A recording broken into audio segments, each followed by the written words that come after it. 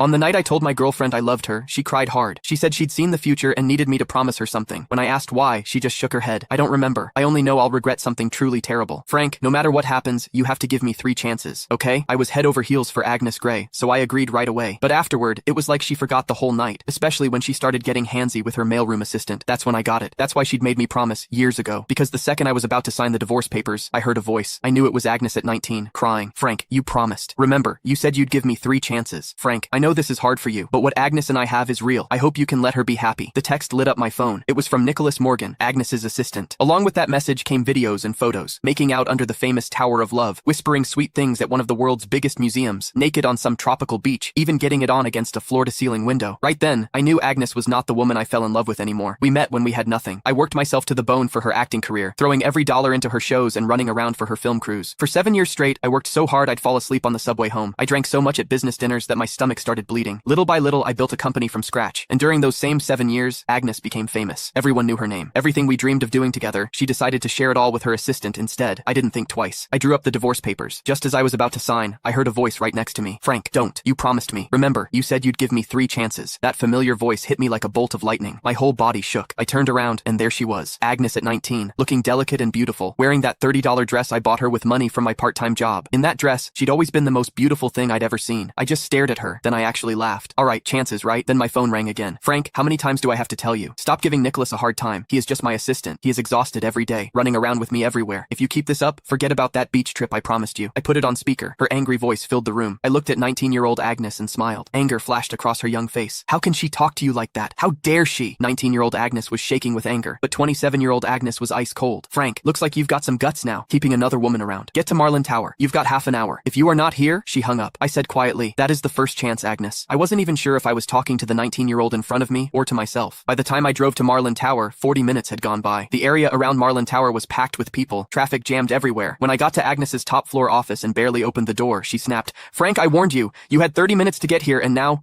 I cut her off, turned around, and flopped onto the couch like I didn't care. Nicholas was there too. He kept his head down, eyes all red, his right hand holding his left wrist. My attitude seemed to set Agnes off. She slammed her hand on the desk. Frank, what is with that attitude? You still won't admit you were wrong? But before I could say anything, Nicholas jumped in. It is nothing really, just a watch. Don't blame Frank. That just made Agnes angrier, but instead of yelling at him, she held back and softened her voice. How can you say it is nothing? He is so petty. He even tried to steal the birthday gift he gave you. Don't worry, I am not taking his side. Then she turned back to me, her voice sharp as a knife. Frank, I am giving you one last chance. Give Nicholas his watch back. I'd lost count of how many times this had happened. No matter how many times Nicholas set me up, no matter what I said, it never mattered. The woman who used to trust me completely now only doubted me. Couldn't be bothered to argue. I stood up, took off the old watch from my... Click the link in my bio to get the full story for free.